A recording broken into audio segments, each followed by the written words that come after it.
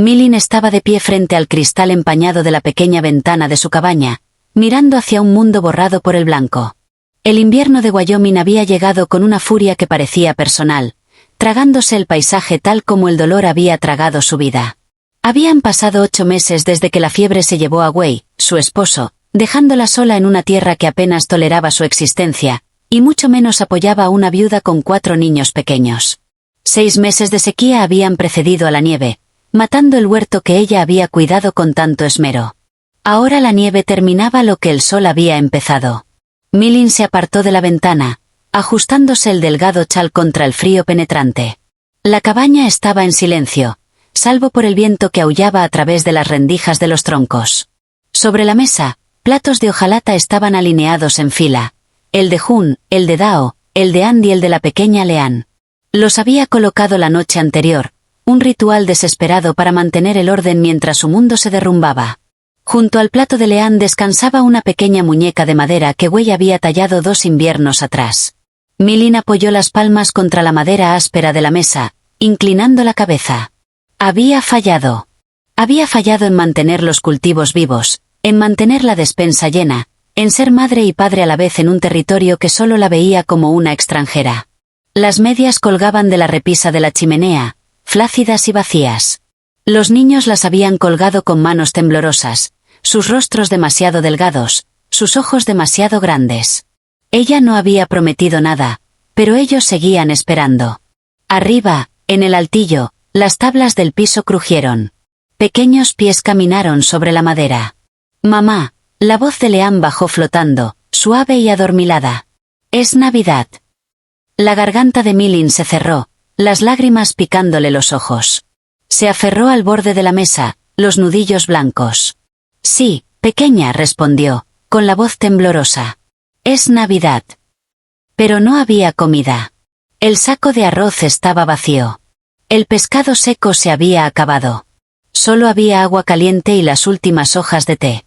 «Feliz Navidad», dijo la voz de Jun, más grande, intentando sonar valiente por su hermana. «Déjenle un momento a mamá». Pero Milin no necesitaba un momento. Necesitaba un milagro. Miró los platos vacíos, preguntándose cómo explicarles que Santa Claus no visitaba cabañas donde el fuego se había reducido a brasas. Afuera, el viento gemía, un sonido lúgubre que le helaba los huesos. Debería avivar el fuego, pero la pila de leña era alarmantemente baja. Escuchó susurros arriba, preguntándose si habría algo en las medias. Escuchó la suave mentira tranquilizadora de Jun. Milin cerró los ojos e intentó recordar las oraciones de sus ancestros, o incluso las del dios que adoraban los locales, pero solo el silencio respondió. Entonces, el crujido amortiguado de cascos sobre la nieve rompió el silencio matutino. La cabeza de Milin se levantó de golpe. Nadie venía por aquí. No desde que Wei murió.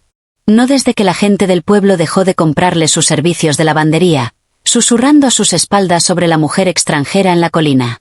Se acercó a la ventana, limpiando la condensación.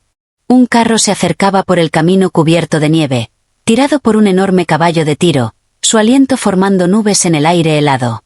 Una sola figura iba en el pescante, envuelta en un pesado abrigo de búfalo. «Arthur Hayes».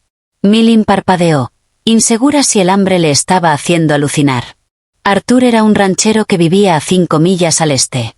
Era un hombre enorme, conocido por su silencio y su soledad. La gente del pueblo lo llamaba ermitaño, un hombre que prefería la compañía de su ganado a la de las personas. Había intercambiado quizás 20 palabras con Wei en todos los años que fueron vecinos. ¿Qué hacía aquí en medio de una tormenta de nieve en la mañana de Navidad? El carro se detuvo frente a la cabaña. Arthur bajó, sus movimientos rígidos por el frío. No llamó a la puerta. Simplemente miró hacia ella. Su presencia imponía incluso a través de la madera. «Buenos días». Su voz profunda retumbó, amortiguada por el viento. «Abre. Necesito una mano». Milin abrió la puerta lentamente, saliendo al porche. El viento helado le mordió la cara. «Señor Hayes, yo no entiendo». Arthur ya estaba en la parte trasera del carro, retirando una lona cubierta de nieve. «No necesito que entiendas. Solo necesito que me ayudes a llevar esto adentro antes de que se congele por completo». Milin se acercó, confundida y cautelosa. Entonces vio lo que había debajo de la lona: un lado ahumado de res, sacos de papas, una bolsa de harina blanca, manzanas secas, un frasco de melaza, salió un gran saco de arroz. En una esquina, una pequeña bolsa de papel con caramelos duros rojos. Su visión se nubló. El mundo se tambaleó. Yo, no puedo pagar por esto, susurró, su acento espeso por el miedo. No tenemos dinero, señor Hayes. No tengo nada que darle. Arthur levantó un saco pesado de papas sobre su hombro. La miró, sus ojos azules y agudos bajo el ala del sombrero. ¿Acaso pedí pago? Pero tuve un buen año, dijo con voz ronca. Demasiado ganado se habría echado a perder. Tu orgullo es asunto tuyo, señora Chen. Pero dejar que buena comida se congele mientras los niños pasan hambre, eso sí es una tontería. La puerta de la cabaña crujió detrás de ella. Los 4 niños estaban en el umbral. Jun sostenía la mano de Leanne. Dao se adelantó, con los ojos muy abiertos. Miraron el carro como si fuera un dragón de las viejas historias cobrando vida. ¿Eso es comida?, preguntó Leanne, con voz pequeña. Milin miró a Arthur, este gigante desconocido que había atravesado una tormenta para salvarlos. ¿Por qué?, preguntó, con la voz quebrada. Arthur sostuvo su mirada. No había lástima en su rostro, solo un respeto firme y claro. Acepta o no, pero decide rápido. Hace frío. Ayúdenlo, dijo Milin, la orden saliendo de golpe. Jun, Dao, ayuden al señor Hayes. Los niños se movieron al instante, corriendo hacia la nieve con sus botas delgadas. Arthur los dirigió con autoridad tranquila, tratándolos no como molestias, sino como manos capaces. Le entregó a Leanne la bolsa de caramelos, y la expresión en su rostro fue como el sol rompiendo las nubes de tormenta. Arthur no solo dejó las provisiones, entró. Llenó la cabaña con su tamaño y un calor callado y constante. Vio el fuego bajo y salió de inmediato, regresando con brazadas de leños de roble bien curados de su carro. Avivó el fuego hasta que rugió, ahuyentando el frío que había reclamado la habitación. Agua, le dijo a Jun, olla grande. Milin lo observaba, sintiéndose como una invitada en su propia casa. Él se movía con una eficiencia que delataba una vida de autosuficiencia. Desenvolvió la carne, cortando gruesos filetes. Yo, puedo cocinar, balbuceó Milin, dando un paso adelante. Por favor, siéntate. Arthur la miró. Seguro que puedes. Pero yo ya estoy de pie. Hizo una pausa, luego suavizó la voz. Lo haremos juntos. Y lo hicieron. Por primera vez en 8 meses, la cocina cobró vida. Milin lavó el arroz, un lujo que no había visto en un año, mientras Arthur le enseñaba a Dao cómo pelar papas sin llevarse la mitad del vegetal con la piel. El olor de la carne chamuscándose y el arroz hirviendo llenó el aire. Un aroma tan rico que mareaba a Milin. El café está listo, dijo Arthur, sirviendo una taza del pote que había puesto en la rejilla. Toma. Bebe. Pareces a punto de desmayarte. Milin tomó la taza. Era café de verdad, fuerte y negro. El primer sorbo le trajo lágrimas que ya no pudo contener. Se sentó a la mesa y Leanne se subió a su regazo, aferrando un caramelo. ¿Vamos a tener un banquete, mamá? Sí, preciosa, sollozó Milin, besando la cabeza de su hija. Vamos a tener un banquete. La comida fue un borrón de alegría. Los niños comieron con una ferocidad que partía el corazón de Milin, mostrando cuán hambrientos habían estado realmente. Arthur se sentó a la cabecera de la mesa, comiendo en silencio, observándolos. No hablaba mucho, pero escuchaba. Escuchó a Dao contar sobre el conejo que casi atrapó. Escuchó a And explicar su zurcido. Los trató con una dignidad solemne que los hizo sentarse más rectos. Después de la comida, la cabaña estaba cálida y llena de una pesadez cómoda. ¿Se queda?, preguntó Jun de repente. La nieve está empeorando. Milin miró por la ventana. Era cierto. La tormenta se había convertido en un blanco total. No es seguro viajar, dijo, mirando a Arthur. Por favor, quédese. Arthur dudó, luego asintió. Dormiré en el establo con el caballo. Traje pieles. No, dijo Milin con firmeza. Usted nos salvó la vida. Dormirá junto al fuego. Esa noche, Arthur se sentó en la vieja mecedora de buey mientras los niños se reunían a su alrededor. No conocía los cuentos de hadas que ellos sabían, así que les contó historias de las tierras altas, lobos que cazaban en manada, mustán salvajes que nunca podían ser domados, y el silencio de las montañas que parecía una iglesia. Leanne se durmió apoyada contra su bota pesada. La mano grande y callosa de Arthur descansó suavemente en su cabeza, un gesto tan tierno que cortó la respiración. A la mañana siguiente, la tormenta había pasado, pero los montones de nieve eran altos. Arthur se quedó. Reparó la bisagra de la puerta, arregló la gotera del techo y ayudó a June a cortar suficiente leña para un mes. No tomó el control. Trabajó junto a ellos, enseñando a los niños cómo sostener el hacha, cómo leer la veta de la madera. El domingo, el camino al pueblo estaba despejado. «Vamos a la iglesia», dijo Milin, saliendo del dormitorio con su mejor túnica de seda, gastada pero limpia. «A dar gracias». Miró a Arthur. «Vendrá». Arthur se veía incómodo. Cambió el peso de un pie al otro. «La gente del pueblo habla, Milin. Traerte comida es una cosa. Entrar juntos a la iglesia es otra». «Que hablen», dijo Milin, levantando la barbilla. Sus ojos brillaron con un fuego que había estado dormido demasiado tiempo. «Ya estoy harta de esconderme. Usted es mi amigo. Si no pueden aceptarlo, es su pecado, no el nuestro». Arthur estudió su rostro, luego sonrió lentamente. Esa sonrisa cambió todo su semblante, haciéndolo parecer años más joven. «Está bien, entonces». El camino al asentamiento fue largo, la nieve crujiendo bajo sus botas. Cuando entraron a la pequeña iglesia de madera, el silencio que cayó fue absoluto.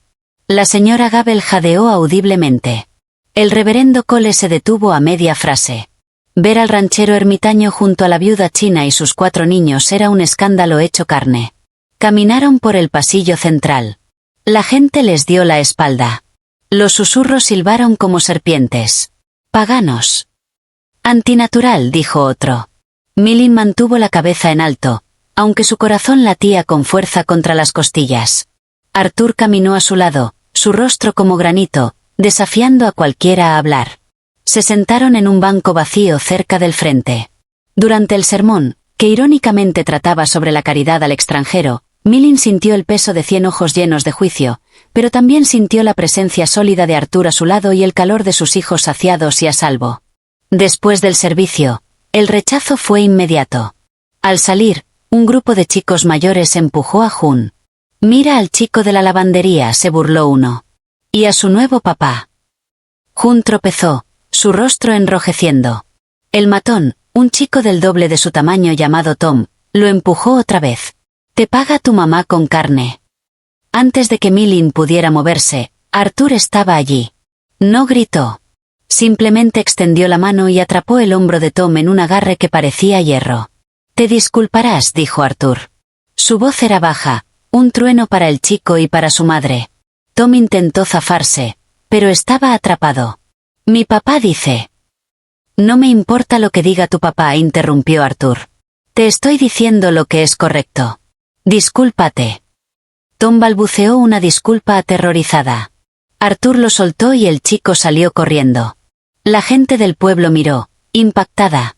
Arthur Hayes nunca se había metido en disputas del pueblo. Se volvió hacia June. «¿Estás bien, hijo?» June asintió, mirando a Arthur con adoración de héroe en los ojos. «Sí, señor».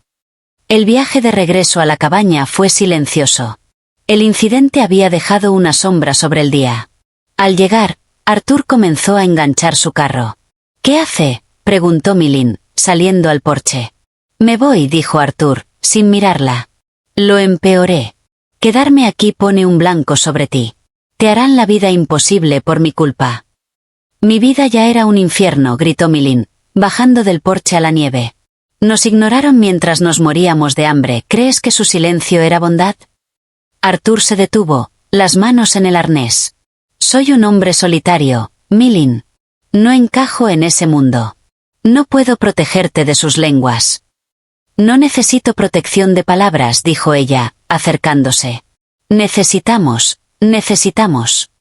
«¿Qué?», preguntó Arthur suavemente. «Necesitamos un compañero», susurró Milin. Los niños no habían sonreído en meses hasta que usted llegó.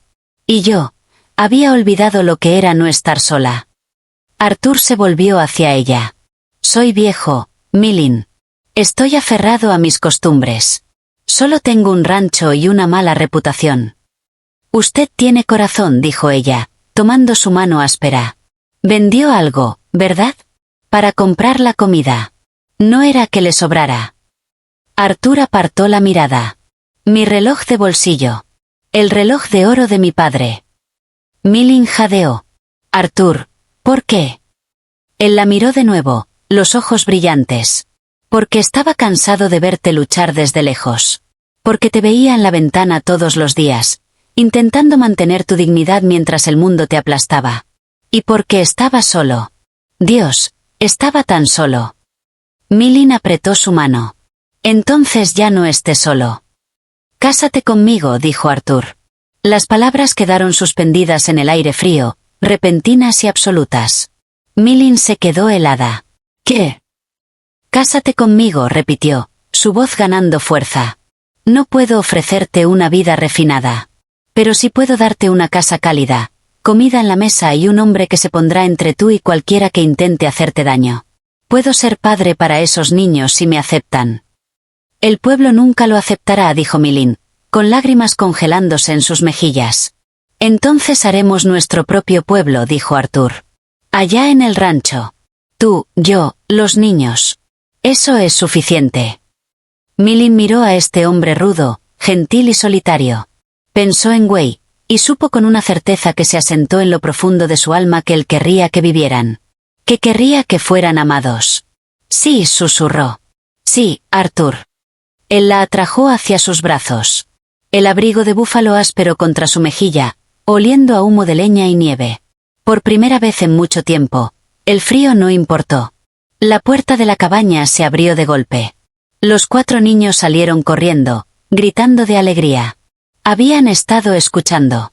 «¡Se queda!», gritó Dao. Leanne corrió y abrazó la pierna de Arthur. «Papá Arthur», chilló. Arthur bajó la mirada hacia ellos, los ojos húmedos. Miró a Milin y una sonrisa lenta y genuina se extendió por su rostro. «Sí», dijo con voz entrecortada. «Me quedo». El reverendo Cole los casó 2 semanas después en el salón de la casa del rancho. Nadie del pueblo vino, excepto el herrero que siempre había sido amable con Jun. No importó. La casa estaba cálida. La despensa llena. Y la risa de 4 niños llenaba los altos techos del rancho. La primavera llegó finalmente a Wyoming. La nieve se derritió, revelando la tierra oscura y rica. Arthur y Milin estaban de pie en el porche, viendo a Jun y Dao ayudar con el ganado mientras Andy y Leanne alimentaban a las gallinas. Milin apoyó la cabeza en el hombro de Arthur. Eran marginados para el pueblo, tal vez, pero aquí en esta tierra eran reyes y reinas de su propio reino. ¿Arrepentimientos?, preguntó Arthur en voz baja, apretando su brazo alrededor de su cintura. Milin miró las colinas que reverdecían, luego al rostro de su esposo. Ninguno. Habían sobrevivido al invierno. Habían sobrevivido al hambre. Y en el proceso, habían encontrado algo mucho más nutritivo que la comida. Se habían encontrado el uno al otro. La historia de Milin y Arthur nos enseña que la verdadera familia no se define por la sangre ni por el origen, sino por el coraje de aparecer cuando más importa. Nos recuerda que el amor a menudo requiere un salto de fe, derribando barreras de prejuicio y orgullo para encontrar conexión en los inviernos más crudos. La fuerza de Arthur no estaba en su capacidad para soportar la soledad, sino en su vulnerabilidad al admitir que necesitaba a otros. Mientras que Milin mostró que pedir ayuda no es debilidad, sino un puente hacia la supervivencia. Su unión demuestra que incluso cuando el mundo te da la espalda, podemos construir nuestro propio refugio a través de la bondad y la resiliencia compartida. Al final, fue su voluntad de elegirse mutuamente por encima de las expectativas de la sociedad lo que convirtió una temporada de hambruna en una vida entera de abundancia. ¿Qué opinas de la decisión de Arthur de vender el reloj de su padre por una vecina a la que apenas conocía? ¿Crees que habría sido tan valiente como Milin para entrar a esa iglesia? Déjame saber tus pensamientos en los comentarios abajo. Si te gustó esta historia de esperanza y redención en el viejo oeste, por favor dale like y suscríbete para más. Gracias por ver.